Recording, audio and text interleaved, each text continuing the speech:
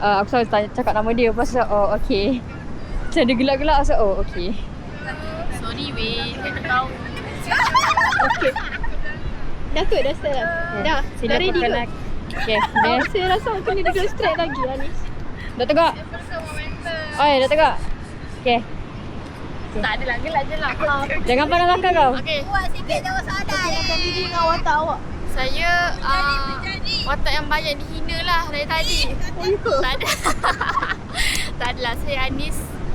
Saya watak yang tiba-tiba buat cameo. Sepatutnya saya tak dapat join, tapi selepas pumpang, saya dapat join ke Kelantan. Tak. Nah, Oh, okay. Metrik tak ada. nombor metrik. Awak stres ke sepanjang kami kat Kelantan? Personally, hari pertama dan kedua saya tak stress. Saya tertanya-tanya, saya more to curious. Cuma adalah beberapa insan tu lah dia macam Siapa tu boleh tahu? menyakitkan.